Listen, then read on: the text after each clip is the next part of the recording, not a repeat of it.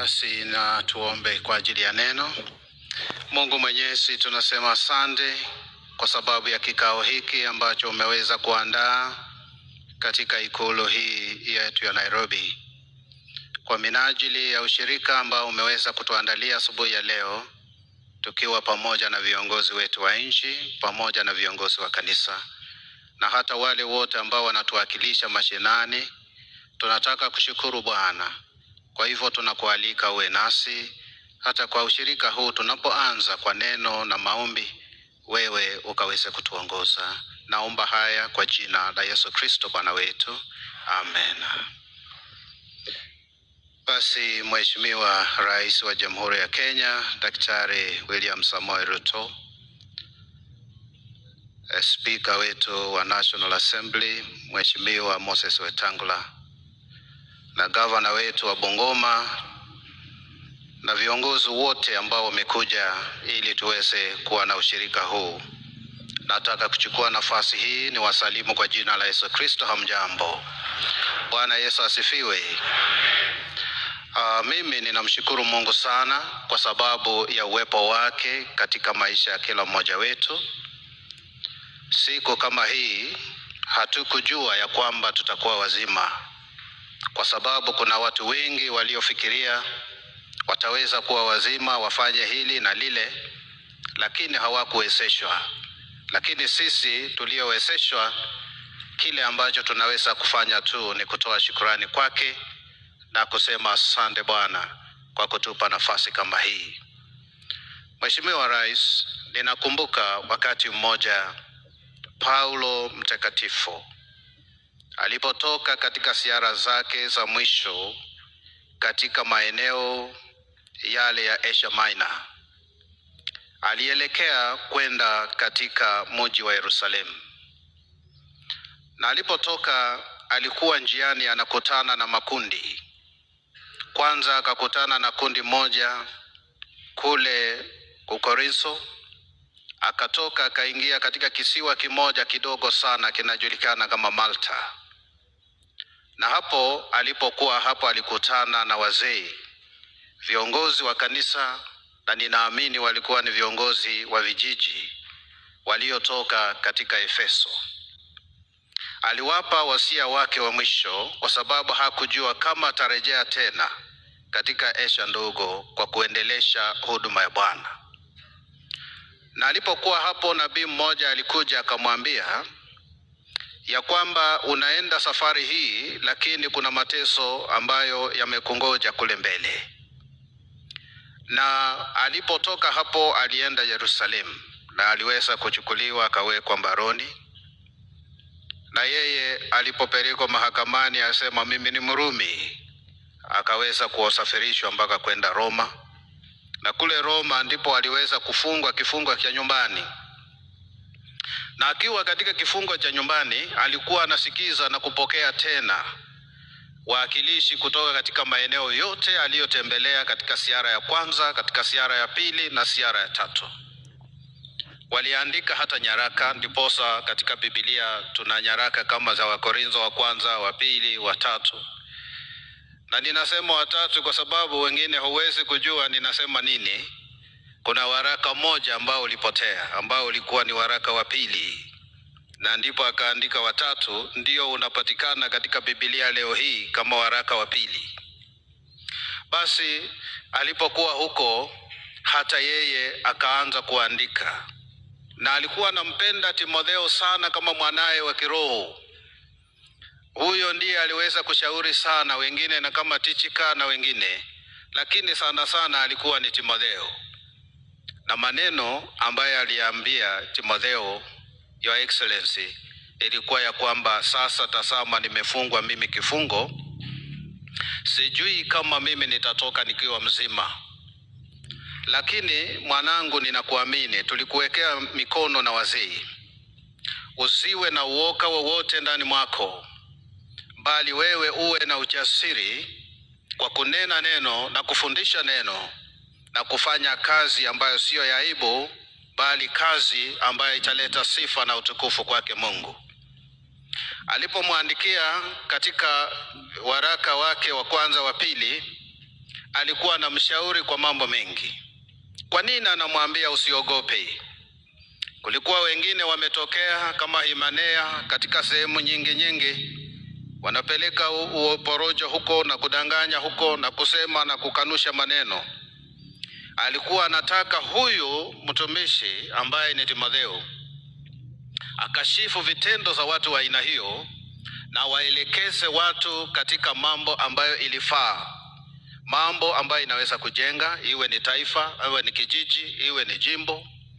Aweze kuwaelekeza watu waweze kuwa na nidhamu, wasiwe watu wa kuroboka maneno ya aibu, na alikuwa anataka ili nchi kaweze kuwa adilifu. Basi akaanza kumpa wosia mwingine akisema, mwanangu, uchukue neno la Mungu likuongoze katika safari na huduma. Usiweze kuacha neno la Mungu, kwa sababu ukiwa na neno la Mungu utashinda majaribu haya yote. Porojo hizi zote usasikanusha, na wewe utaweza kuendelea na kuwafanyia watu kazi ambayo italeta sifa na utukufu kwake Mungu. Neno la Mungu ndilo chanzo cha kila maarifa ambayo kila mtu yeyote anatafuta. Iwe katika karne hiyo ya kwanza Anno Domini, ama iwe katika karne hii ya 21 Anno Domini, tunatafuta neno la Mungu lituongoze. Na Mheshimiwa Rais, tunashukuru Mungu kwa sababu neno hili ndilo limeweza kukuimarisha katika uongozi wako tangu uchukue hatamu ya uongozi katika taifa la Kenya. Hata na sisi tumekuja kama viongozi wa dini na viongozi wa tawala, ili na sisi tukutie ule moyo kusema ya kwamba usiogope lolote, Bwana yuko pamoja nawe, akuongoze ufike kule mbele. Jambo la pili ambalo aliweza kumwambia huyu Timotheo ilikuwa ni jambo na umuhimu wa ushirika. Akasema ya kwamba kanisa tumeweza kulianzisha kila mahali, maeneo yote. Wewe agiza watu wako na vikundi ili waweze kuona umuhimu wa ushirika, watu wakuje pamoja, wasome neno, waweze kushirikiana.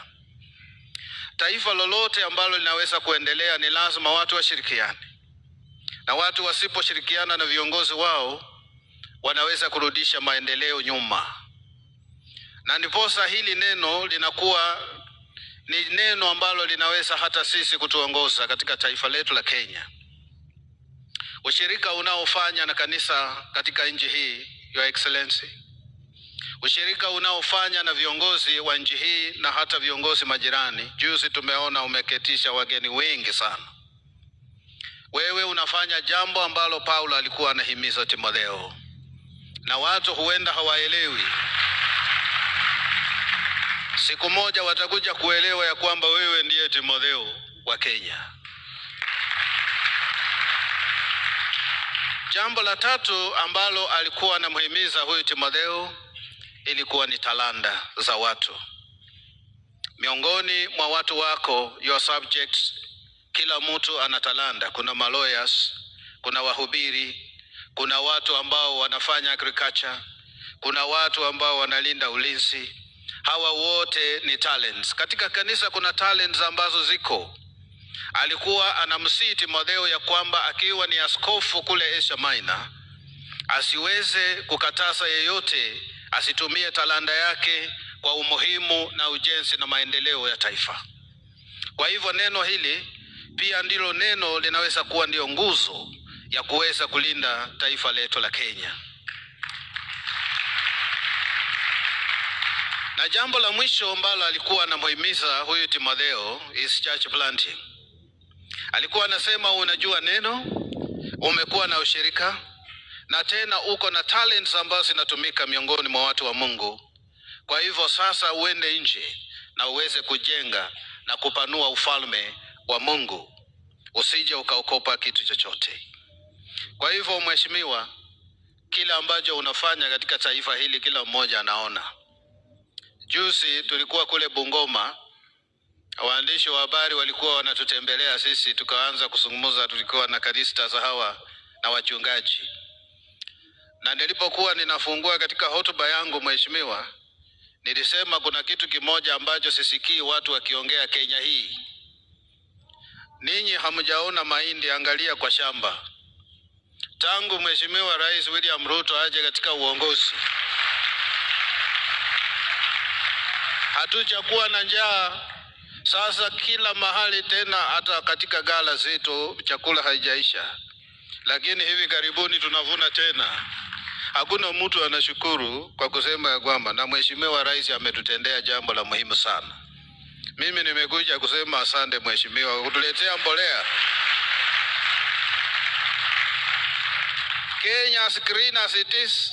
Ukienda kule Western uangalie mashamba, unaweza kuona tu huyu ni Mungu ndiye anafanya katika mashamba. Mambo ni mazuri zaidi, Your Excellency. Endelea kutupa mbolea, endelea kufanya kazi. Hiyo ndiyo church planting ambaye huyu anaambia Timotheo, you are planting a seed. Kila mmoja akishiba katika taifa hili atakukumbuka. Ndugu yangu Kufuela huwa anasema usaidie yule ambaye ana njaa, usisaidie yule ana mapengo. Maana akisha shiba anajilambisha na ulimi na anasahau ya kwamba ulimsaidia. Your Excellency, watu wengine wanasahau. Lakini sisi wadogo hatusahau, sisi tutakumbuka yale ambayo umetutendea. Kwa hivyo tunasifu sana. Mungu apate kubariki na aweze kukuongoza, akujaze, akupe nguvu na uendelee sana. La neno la mwisho nasema tu, katika injili tuliyosoma last Sunday, tumeingia katika wakati wa ascension, yaani wa kupaa sisi katika kanisa lililoimarika. Tunasema kwamba Petro, do you love me more than these ones? Akasema yes Lord, I love you. Akasema linda kondoo zangu. Petro, unanipenda sana kushinda hao wengine? Ndio Bwana, ninakupenda. Tunza wana kondoo zangu. Petro, unanipenda sana kuliko hao wengine? Bwana, wewe unajua mambo yote, unajua hata mimi ninakupenda. Linda na ulishe kondoo zangu. Neno hili, Your Excellency, usiangalie maneno mingi. Wewe lisha kondoo za Kenya.